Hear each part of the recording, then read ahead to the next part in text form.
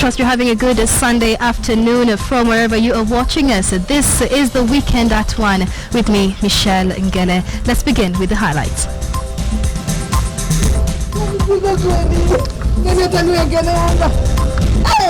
A family in Kitale mourns the death of 7 of its members in a grisly road accident at Salga.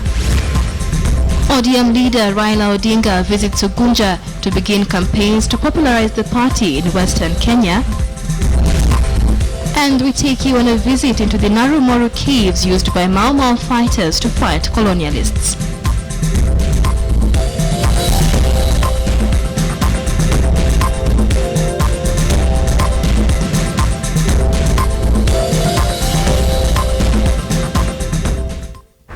Welcome to the program. A family in Kitale is coming to terms with the loss of 7 loved ones following a grisly road accident at Salga along the Nakuru-Eldoret Highway. Relatives and neighbors at Machinjoni Estate on the outskirts of Kitale Town, Trans Nzoia County, visited the bereaved family to condole with them. KTN's Elvis Koske reports.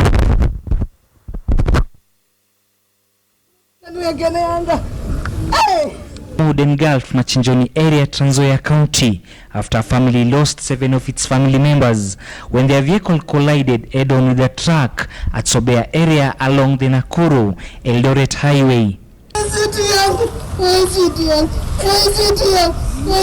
The tragic end of their journey threw relatives in deeper grief. They had just come from another funeral in Nyeri when tragedy struck again. Neighbors from far and wide thronged this homestead to condole with the family. The news was so devastating to Ann Wangui, the mother and grandmother of those who perished. I lose almost everything. Lakini iko watoto wawili wamebaki. Iko kijana na msichana. At least hao watamtia nguvu. Sasa ni kumtia tu nguvu, pressure ikuje chini. Ndio at least akiweza kukula kitu ndio tuendelee kumtia nguvu, at least ndio aweze kuwa na nguvu kidogo. Tukamwambia ile tunajua ni ya kwamba gari zimerogana, lakini mambo mengine hatujui. Alafu tukabuy time mpaka asubuhi. Ann Wangui could not speak and was kept indoors where her wails could be heard from outside as neighbors tried to comfort her. Otherwise ni jamii inakutana ione vile tutapanga tuone vile mambo itakuwa. Tulipasa habari na tukakuwa na wakati mgumu ya mama kukubali hiyo maneno. But as we have continued, tunaona kwamba anaenda akikubali mambo. According to Amwire, the victims of Sobea crash were headed to Kitale after attending the burial of their kin in Nyeri. The bodies were taken to Nakuru County Hospital. Elvis Koske, KT News, Trans Nzoia County. A core principal Raila Odinga is at the moment in Ugunja, Siaya County, to kickstart a popularization campaign for his ODM party. Odinga starts the campaign in Ugunja, then heads to Western Kenya tomorrow. ODM is facing what others call a revolt in Western Kenya following an announcement by top party leaders, including Ababu Namwamba, to resign from their party positions. Our reporter Rashid Ronald is in Ugunja and now joins us live on phone. Rashid, what is happening on the ground right now? Thank you very much, Michelle Ngele. As we speak right now, I am at Luru Catholic Church, where Raila has just left for lunch. Then after that, he'll be headed to Ugunja for a fundraiser. Talking about what happened here is that he attended a church service at Luru Catholic Church, and afterwards they held a mini haram before the church and left. But as usual, it seems Raila has in his tour of this region, remember tomorrow he'll be headed to the Western region, he seems to have 2 agendas here.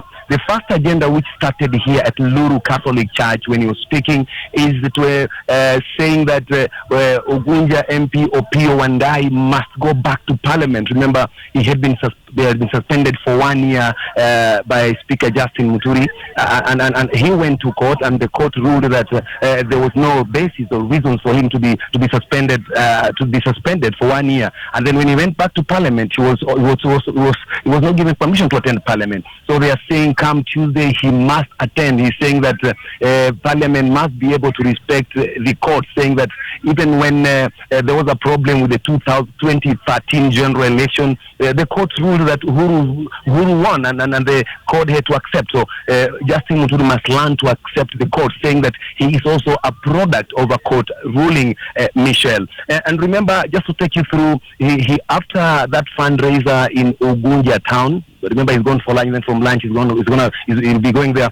He will be headed from Monday. He'll be having a 4-day tour of the Western region. Remember, there has been a rebellion within ODM in the region. Babu Namwamba resigning as the Secretary General of ODM, also Otuoma from Busia. So he's trying to ensure that this time round he must be able to understand really what is happening. And for him to understand, he decided, let me go on the ground and talk to the people, find out, yes, what is happening, Michelle.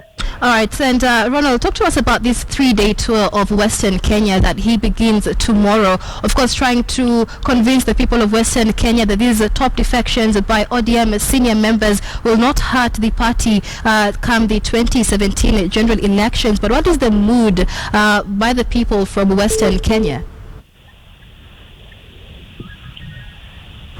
Can you hear me? Yes, Ronald, what is the mood from the residents of Western Kenya following the defections of top ODM leaders from there, and what do they expect from Raila's visit?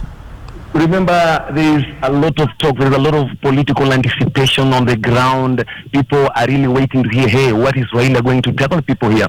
Remember, he will be starting, that is tomorrow, at Vihiga. He'll tour Vihiga, Maragoli, Tiriki.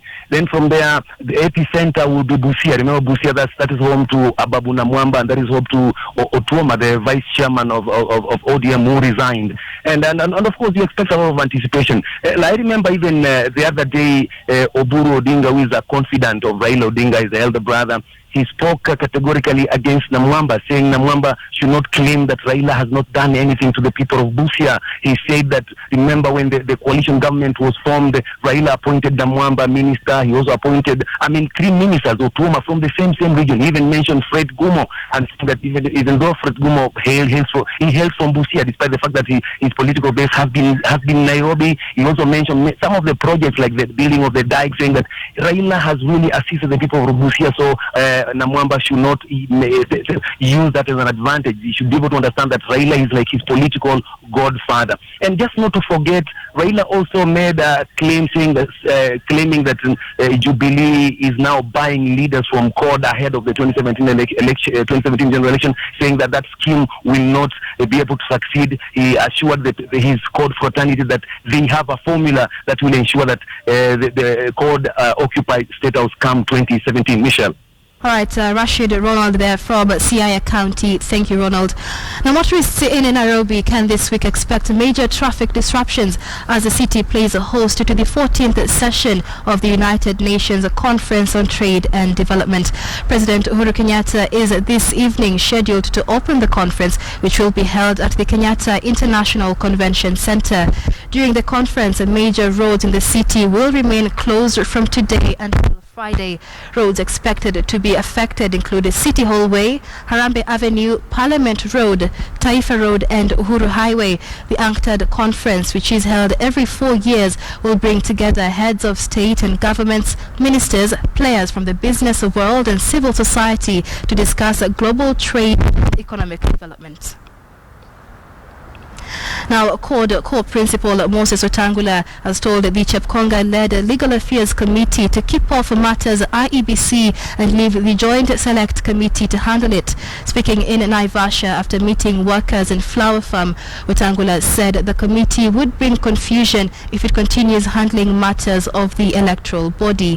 The Chepkonga Committee has been probing the IEBC over alleged misconduct in the 2013 elections. Lazima ile kamati ya mtu anaitwa Chepkonga iwache kujipendekeza ya kwamba hiyo pia inachunguza mambo ya IEBC. Nimesikia juzi Chepkonga akisema ati tuliunda kamati ya Orengo na Kiraitu kutoa watu kwa streets. I want to tell him that people are watching.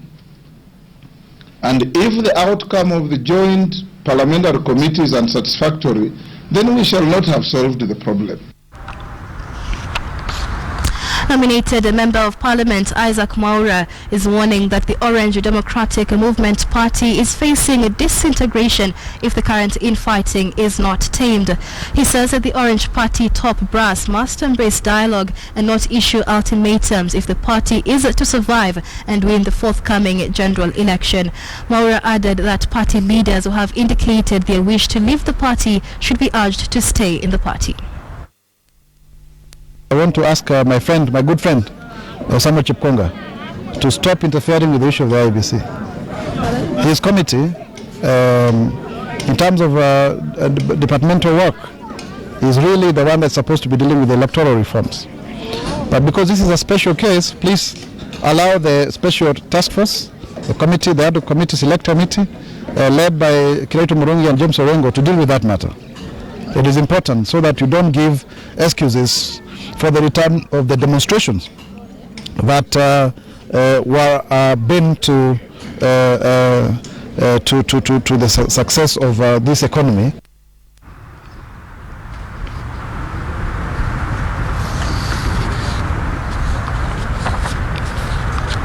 All right, you're watching The Weekend at 1. Let's take a short break now. We'll be back with more, including sports news.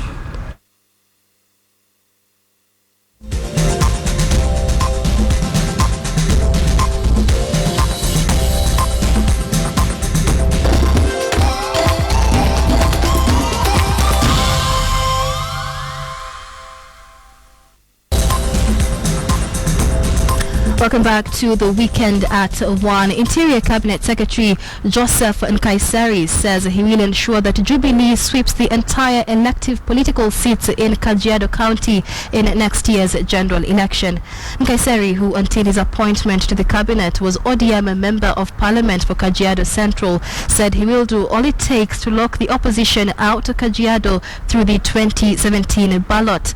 The Cabinet Secretary was attending a graduation party for Taraia Ole Kores, who has declared his gubernatorial interests in the county.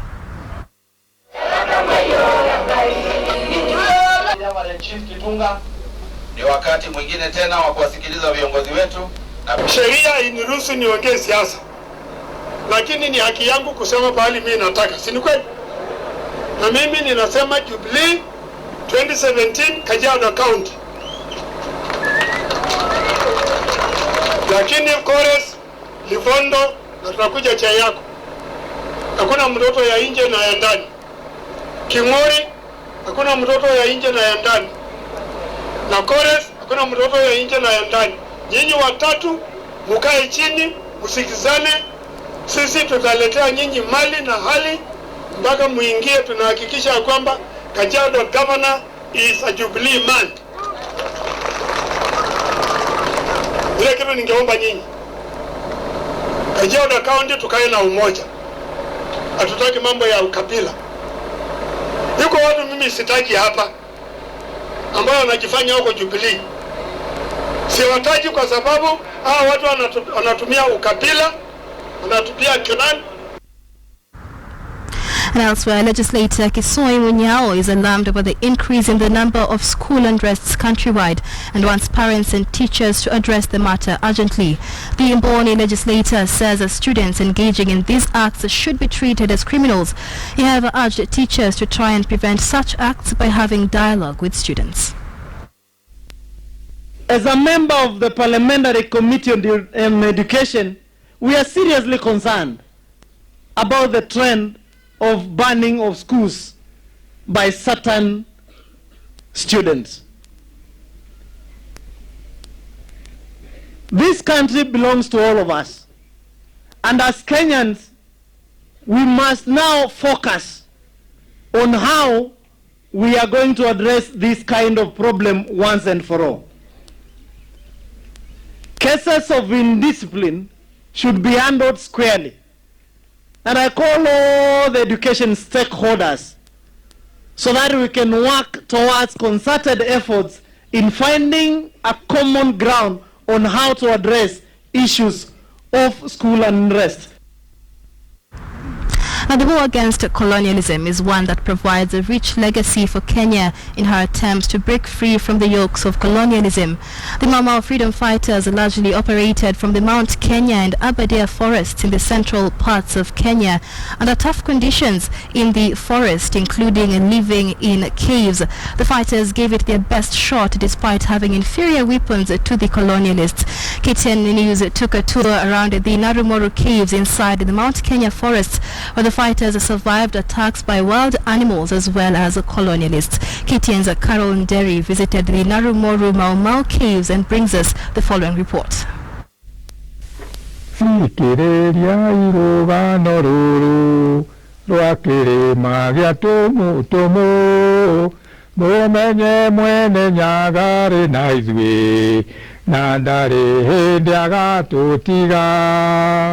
A lot has been documented on the struggle for independence in Kenya, a rich history and legacy that has and still is being passed on to generations on the strides made by Kenya and her tumultuous journey to liberation.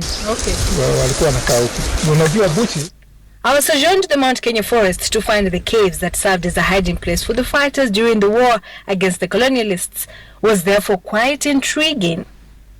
Na hii cave ndio tunasema ilikuwa inaitwa Narumoru Mau Mau Hospital Cave. Walikuwa wanajificha na ilikuwa hospitali ya Mau Mau. Unaona?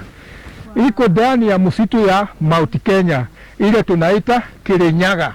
84-year-old Mzee Mathenge Wairegi, who describes himself as a custodian of culture, tells us that he too served as a Mau Mau fighter, having joined the movement at the age of 20. Of particular interest is that this cave served as a hospital and refuge for the fighters injured inside the forest. Inside here, the foliage surrounding the cave, unlike today where the tree population has significantly gone down, served as a perfect cover that kept the Mau Mau fighters away from the British colonialists' radar. It is quite an intriguing experience to be right inside these Narumoru caves, right at the heart of the Mount Kenya forest. This is where the Mau Mau fighters met to strategize on how best to win the battle and the war against the colonialists. Na hii Mau Mau Cave Hospital iligunduliwa na battalion moja inaitwa Heka Heka. Heka Heka Battalion. Na hiyo Heka Heka Battalion ilikuwa inaongozwa na yule General Kariva. The caves were almost uninhabitable, but their eyes were set on the prize. They did not even have torches back in the day and had to grope about despite the danger that lurked of hurting oneself against the rocks or worse, encountering wild animals. Wakati nilipoamuka nikaangalia nikaona nyoka imelala karibu na mimi. Nyoka mkubwa sana. Nikiangalia kule chini bado iko kwa majani na kichwa ndio iko karibu na mimi. Sasa ile kitu nilifanya, niliondoka pole pole kurol mpaka nikaondoka. Wakati niliondoka na nyoka kafanya nini? Akaondoka kaenda. Sinaona. Hivi ni kusema tulikuwa tunachungwa na Mungu. This little nocturnal bat remains unperturbed during our shoot inside the dark and somewhat scary cave. Hii mawe yote ilipigwa na bomb, ilikuwa kubwa sana. Sasa yote ikabomoka. Wairegi vividly recalls how they escaped death by a whisker when a plane dropped a bomb aimed at their hideout. This corner of the cave served as a kitchen and the smoke gave them away. Anthony Maina is a historian who has worked closely with Mau Mau war veterans. He tells us of other caves located at Marwa, still in Nyeri County, that were used by the fighters to regroup and strategize. Maina says the need to preserve this rich history cannot be overemphasized. Sio Wakenya wengi wanajua kuhusu haya mapango. Kwa kusema kweli hata ushangaa sana wakati nasoma vitabu vya historia ya Mau Mau ambavyo vimeweza kuandikwa na Waingereza wenyewe. Ule mtu alikupiga ndio pia anaandika historia yako. Sisi wenyewe wa Afrika tunahitaji tuandike historia yetu. Na ingekuwa kwa mfano mimi saa hii naweza kukueleza mimi na kusanya mambo kama ya historia ya Mau Mau, na mimi natarajia kuandika kitabu wakati mmoja. Nikishirikiana na wazee wa Mau Mau, maana wengi ni marafiki zangu, naweza kuwahoji na wanipatie habari nzuri sana ambazo pia na record ambapo wakati mmoja mimi nitakuja andika historia yao. Hata mimi. Accessing the caves for us did not come without some trouble spots. This plant, known as stinging nettle or locally as hadar, is in abundance given that this is a forest. And sting us it did, with Mzee Wairegi reminding us then of just how many challenges the fighters had to endure to reclaim Kenya from the British colonialists. Carol Derry, KTN News, Nairobi Caves in Nyeri County. Great report there by Carol and Derry. Now, Deputy President William Ruto braved a political storm in Baringo County as residents held demonstrations to protest what they call neglect of the area by the national government.